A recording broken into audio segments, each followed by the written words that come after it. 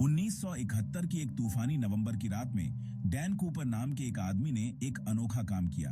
उसने एक बोइंग 727 को हाईजैक कर लिया, $2 लाख की फिरौती मांगी और फिर रात में पैराशूट से कूद गया और फिर कभी नहीं दिखा। तूफानी रात में उसका ये कारनामा पूरे देश के लिए एक रहस्य बन गया। आज तक बी कूपर का गायब होना अमेरिकी इतिहास के सबसे हैरान करने वाले अनसुलझे रहस्यों में से एक है। क्या वो एक बहुत ही होशियार अपराधी था या बस एक मजबूर आदमी जिसने मजबूरी में ये सब किया? इसका जवाब कूपर की तरह ही हवा में गायब हो गया। एफबीआई ने बहुत बड़ा सर्च ऑपरेशन चलाया, लेकिन कूपर का कोई पता नहीं चला। बी कूपर कौन था? उसका असली नाम भी किसी को नहीं पता। बी कूपर नाम असल में मीडिया की गलती से पड़ा, लेकिन ये नाम ही चल गया। एफबीआई का मानना है कि वो एक कुशल स्काई डाइवर था और उसे हवाई जहाज के बारे में अच्छी जानकारी थी। मुश्किल हालात में भी वो बिल्कुल शांत रहा। कुछ लोगों का मानना है कि वो एक पूर्व सैनिक पैराट्रूपर था। कुछ का अनुमान है कि वो एक पुराना अपराधी था। कुछ लोग ये भी मानते हैं कि वो एक आम आदमी था जो पैसों की तंगी से मजबूर हो गया था। इतने सालों की जांच के बाद भी उसकी असली पहचान एक रहस्य बनी हुई है। एफबीआई ने हजारों सुरागों का पीछा किया।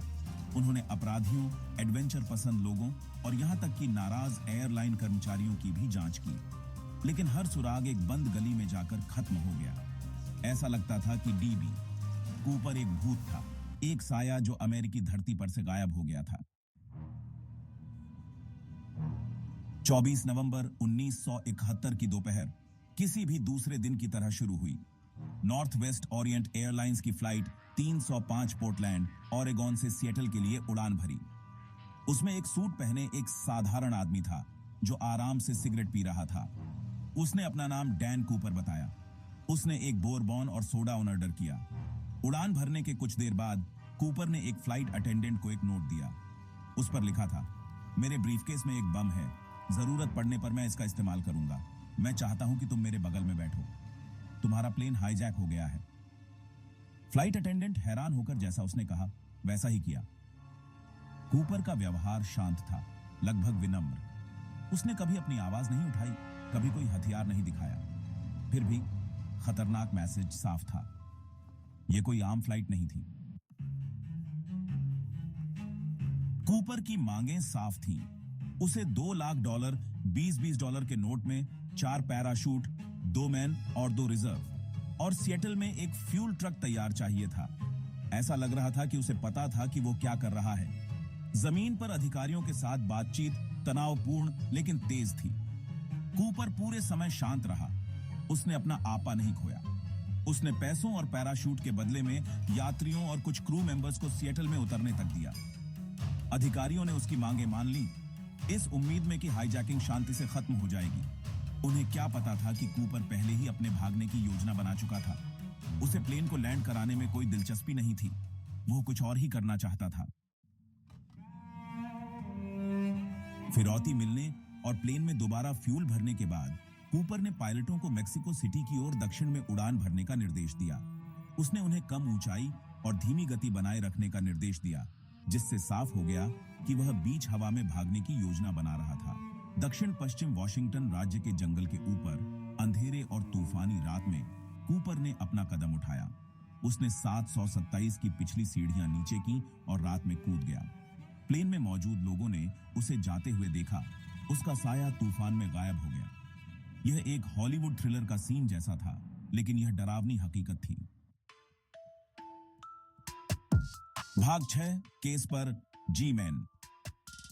कूपर के गायब होने से अमेरिकी इतिहास में सबसे बड़े सर्च ऑपरेशन में से एक शुरू हुआ। एफबीआई ने उसे पकड़ने की ठान ली और नॉरजैक नाम से एक बहुत बड़ी जांच शुरू की। उन्होंने उस विशाल जंगल की छानबीन की जहां माना जाता था कि कूपर उतरा था। साल बीत गए और कोई सुराग नहीं मिला। फिर 1980 में अपने परिवार के साथ छुट्टी पर आए एक युवा लड़के ने कोलंबिया नदी के किनारे एक चौंकाने वाली खोज की। उसने सड़े हुए $20 के नोटों का एक बंडल निकाला, जिसकी पुष्टि कूपर की फिरौती के पैसे के रूप में हुई। इस खोज ने जांच को फिर से शुरू कर दिया, लेकिन इसने रहस्य को और भी गहरा कर दिया। पैसा वहां कैसे पहुंचा? क्या कूपर अभी भी जिंदा था या किसी और ने उसे वहां छुपाया था। भाग 7 गहराता रहस्य। इन वर्षों में एफबीआई ने डीबी कूपर मामले में 1000 से ज्यादा संदिग्धों की जांच की। कुछ संदिग्धों जैसे रिचर्ड फ्लॉयड मैककॉय ने हूबहू तरीकों का इस्तेमाल करके दूसरे विमानों को भी हाईजैक किया। मैककॉय अंततः पकड़ा गया और अपने अपराधों के लिए जेल में डाल दिया गया, लेकिन उसने हमेशा कूपर होने से इनकार किया। 1974 में एफबीआई एजेंटों के साथ गोलीबारी में उसकी मौत हो गई। क्या मैककॉय वास्तव में डीबी कूपर था या वह सिर्फ एक नकलची था जो कूपर के साहसिक कारनामे से प्रेरित था? कई तरह के अनुमान हैं, कुछ सही लगते हैं, कुछ अजीबोगरीब। क्या कूपर कूदने के बाद बच गया? क्या वह एक अनुभवी स्काईडाइवर था या बेरहम जंगल ने उसे निगल लिया? क्या उसका जमीन पर कोई साथी था या वह अकेले काम कर रहा था? भाग 8 कायम है कहानी। एफबीआई के सभी कोशिशों के बावजूद डीन बी कूपर का मामला अनसुलझा ही है। 45 साल बाद 2016 में एफबीआई ने कम संसाधनों और ज्यादा जरूरी मामलों पर ध्यान केंद्रित करने की जरूरत का हवाला देते हुए सक्रिय जांच को आधिकारिक तौर पर बंद कर दिया।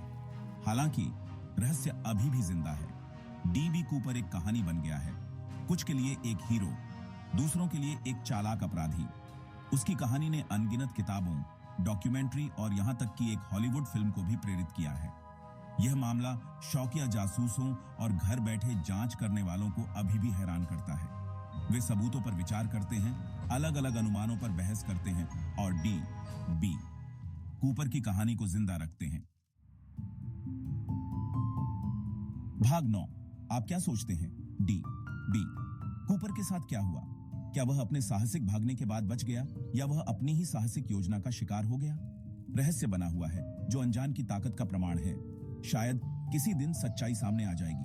तब तक डी कूपर, वह आदमी जो हवा में गायब हो गया, उसकी कहानी हमें हैरान और उत्सुक करती रहेगी। 1971 की उस तूफानी रात में क्या हुआ था? आप क्या सोचते हैं?